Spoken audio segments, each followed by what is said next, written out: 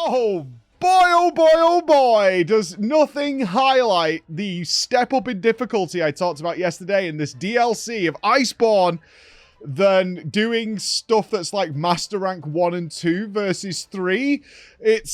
The difference is night and day, and really reinforced what I thought about the game design of the first couple of Master Ranks, and then it's like, and now you're in the DLC. Because I said yesterday, I was like, okay, I pushed really hard based on my, like, base game gear, hit Master Rank 3, fought Barioth, and struggled damage-wise to get it done. I was like, okay, we need to sort of fix this in some way, and I was looking through the armor choices I had. There was quite a few that weren't, say, idyllic, and it's always awkward. I've experienced this tons of times in my MMO time, where you go from, like, the actual pinnacle BIS setup that you had at the end of a game, and then an expansion comes out, and you've kind of got to give some of that stuff up, because just the raw stats and things of what's waiting for you is better, but it might not have the idyllic bonuses that you used to have. So I was okay with this. I was like, I need to put on the clown gear and see what's going on. And the best armor I could find was Barioth's so far. I was like, Barioth's is alright. It's perfect? No. But one thing that has become increasingly dominant as I've played the last 8 hours of this game is gems. Gems have become so special in terms of configuring your character, and I guess that's what happened at the end of the base game for a lot of people, is because you had the choice of two armors. You have the alpha and the beta, and the alpha has more just what stats it comes with, which is great, but the beta has less stats it comes with, but it has gem slots on it. So I guess that at the end of the base game, most people just went with gem slot gear and configured their characters based on that. And so that's where I've had to start going, because clearly they're giving me gems all the time. I made a discovery, which apparently has been frustrating the hell out of people for a long, long time, is that even though it says, like, level 4 gem, like, it's got the 4 things in it. Like, this is a level 4 gem, and it needs a level 4 gem slot to go in. That's not the level of the bonus it gives you. So a level 4 gem will give you, like, a level 2 bonus. Alright, I didn't notice that. I admit, I had no idea. And now I've seen that, I'm like, oh, okay. Because I put in 2 level 3 earplug gems, because I cannot stand being interrupted during Raw. And I was like, this is just DPS that I'm missing during this window. So I want to get rid of that, because they stand on Raw for like 7 seconds. That's like 3 or 4 swings. So that's a big deal. So I wanted earplugs. And I thought, oh, I've put 2 level 3 gems in, which overcaps, right? Because it only goes to 5 max. So I've like overcapped on it. And I still got disrupted. And I was like, you know, I was like voicing my opinion. And I'm like, you know, I'm really sad actually. Because I kind of figured if I was immune to Raw that I wouldn't have any disruption. But you still get like a little bit. It doesn't last very long, but you still have a little bit. And then I discovered that, oh, you know, you don't have that at all. And I was like, oh, okay. I need another source of earplugs. I don't know where to get it from. But on that note, I did optional quests for the first. I had to have a shorter stream yesterday because it was my team meeting of coordinate with my team of things we're building for you guys for this year. And it got to like midday, and all I'd done is optional stuff. And it was very easy. Yeah, it's still relatively lengthy. I'm currently in my internal progress working out my weapon still. I know it sounds weird. We're like 50 plus hours into the game now, but there are things that happen with the weapon, and the first thing I'm going to do is actually reread the weapon again, or one of the 3 menus regarding the weapon, because sometimes I get like an orange charge, and I don't know whether that's like the weapon's on cooldown for doing like the explodey thing, or is it's a bonus. I don't know. And I can swap between sword and axe very freely sometimes, depending on the combos that I do. So I'm like being a bit more deliberate in what I press to manage the sword, because it's become very apparent is these enemies in the DLC have so much HP that being able to really kind of push damage is far more important. Otherwise, the fights... The big difference was Barioth, right? My first fight against Barioth was like 50 minutes and I didn't kill him. He was close to death. But when I came back and actually was more aggressive and a bit more comfortable with his moveset, I did it in 20 and killed him. And so I was like, there's a dramatic difference in output of the character. So I need to figure that stuff out and get it working. So I'm working with that at the moment as my personal goals. There are certain things I would love to find in the game. I'm getting a lot of gems. I would like to find more pendants. I only have attack and defense pendants right now. I would like to get that. But what I decided to do at 12 o'clock, I was like, right, we need to push forward because it's more entertaining and more interesting that way to go forward into the master ranks. So I have a couple of choices here. Either I try and find a weekend where I do all the optional stuff. Or I slam my face into the higher master ranks and kind of try and overcome it with skill. Or we do some multiplayer for a few minutes and get our armor, and I really wanted a flame weapon, which I could get from killing Anjanath, which I've killed Anjanath a ton of times, so that wasn't exactly like, you know, it wasn't a modified Anjanath from what I could tell, like Inflatable Rat became Nightshade Inflatable Rat, different fight. This was just like Anjanath plus. So I was like, I've got this stuff to do, but it's going to take like, you know, 20, 25 minutes or whatever per fight. I've got to kill Barioth maybe like 4 times. In order to get his armor. So what can we do? So I was like, well, this is what I would do at this point, is multiplayer farming bosses I've already killed and get that done. So we did. And this was great. This was really wonderful. I got to have a couple of different experiences. There were some really experienced players who melted Barioth in like 2 minutes or something. Barioth got absolutely destroyed. And then we got a different group that had lesser experienced players where it was more of a fight, and that was really fun. So there's a very wildly different experience that happens in Monster Hunter depending on who you're playing with, which was great. It was really fun to have that, and it also took like half an hour in order to bring us up to a relevant level. And then we could push forward with the story. Oh boy. Oh boy. Rat boy. Well, Batman. Batman. Nicaragua is what I called him. I can't remember his exact name, but Nicaragua the Bat. This wasn't a hard fight, but I was being punished at the time because we are streaming, and there was... Apparently, I've been very upsetting a lot of people because I don't watch the cat cook the food. It's really a long cutscene. It's a really long cutscene. So they had an incentive that I have to watch the cutscene because they love the cutscene, and I'm always skipping it, and it's disrespectful, blah, blah, blah. And I can't not skip it. It's muscle memory at this point. I have to. As soon as I press go on a food, I immediately skipped the cutscene, and I was furious. And my punishment was to play without the cat, without Useless, who is not useless. I want to be clear on this. I have really come to appreciate having Useless around during progress. Like, he does some annoying things, like he pulls aggro sometimes, and sometimes that doesn't line up with what the boss actually does. Like, you'll see the boss aim at Useless, and you're like, oh, he's going to attack the cat, so I can position in a way to capitalize on the fact that he's going over there and not towards me. But then he'll change his mind and jump towards you anyway, like mid-cast. And it can be a little frustrating. So he does draw aggro, and it makes it a little more awkward to fight if you're not quite sure where the boss is going.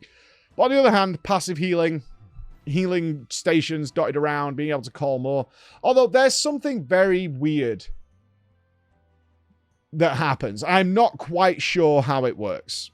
Is that, from what I can tell, is the cat does his healing mechanic, and he has 2 of them. He has one where he'll drop a stationary healing orb that you can run to and click, and it will, or hit it with your sword, and it will heal you. And on other occasions, he will literally fly one to you. He has 2 of these things. These are also functions that exist within the menu. And you can... Although he does them passively, the ones that are in the menu don't go on cooldown when he does that, so you can utilize them as well. So you have this sort of mini-game of... from what I could tell, he won't drop 2 stations at the same time. So if he's got a station down, he's not going to drop another one to create multiple. But the one that he carries over to you, he will do passively, but you can also call for one. And sometimes that just flat out just doesn't work. Even if you call him multiple times and he's not downed or anything, he's just stood around, and he will respond. Your character will whistle. He will say, okay, coming right up, Mr. Meowster or whatever, and he just doesn't do it. And sometimes he does. Even though it's not on cooldown, you can blatantly see it, and the game will respond that you've requested this function to happen, but it just doesn't happen. And I don't really know why. And it can be very, very frustrating. It's like, oh, I'm actually pretty comfortable here, but I do want a heal, so I'm like 3/4 HP. So I'm going to, as I'm going in, I'm going to call for the heal so I can get into the attack, and then he's going to bring over the heal to me while I'm attacking. And when that works, it's fantastic. And then sometimes it just doesn't work, even though the cat's not doing anything, and you will get the prompt saying he's doing it. I don't know what the story is there. Perhaps there's some sort of... I think the cats do suffer from any form of animation lock the boss can do, be it a roar or a ground tremor or something like that. But on many occasions, I've noticed that that's not happening, and he's still not doing it. So that could be a little annoying, and I get very... Either he's very... The cat is either super clutch and does things that, like, save your ass, and you're so thankful he's there, or he just doesn't respond at all to what you're asking him to do, and he just does his own thing. I don't know. It's very odd. Either way, the bat. Yeah, this is our first of our Master Rank 5s or 4s or whatever that we're doing. I had a really good first pull at this without the cat. I had to leave the cat behind to prove his usefulness, although I already knew it. That was my punishment.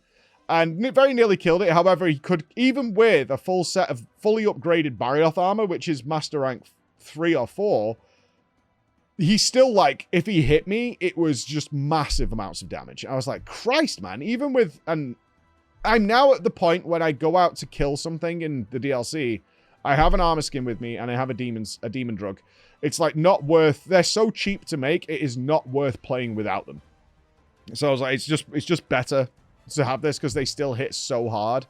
And so I went out and I fought him, nearly killed him, came back with the cat, killed it. But what an aggressive fight. Like, its enrage is more prominent than I've seen on most enemies. Like, in a lot of ways, I have a talent called Agitator that gives me a bonus when they're enraged. And I've been using that to track when enemies are enraged. I'm like, okay, he's enraged now.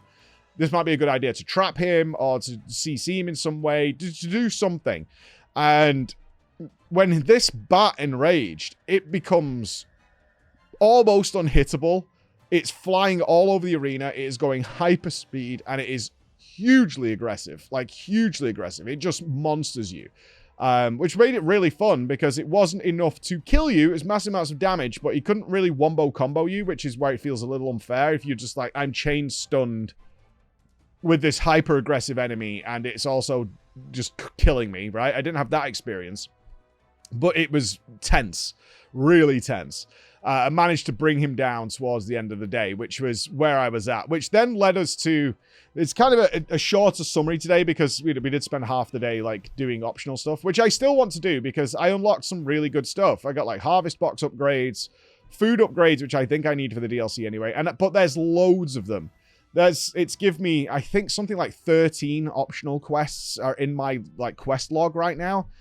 And I'm like, that's like an all-day stream, so I'm probably going to push that to the weekend and just have some fun. I like to keep doing main story stuff to our primary stream hours and do excess stuff on the outside. But people do want to see it, because I gauged my audience, my live audience. I'm like, are we okay with this? Because I could, like, sit here easily, because I love what I'm doing, just doing optional stuff all day and just, like, clearing out the log, making sure we've got all our upgrades. I don't want to miss out on some important piece of, like, hunter utility, you know, some new mantles or something like that. I don't want to miss out on that stuff. But at the same time, I don't want it to be boring because I'm killing enemies that obviously I'm not going to fail to, you know, killing the fish boy or killing Anjanath.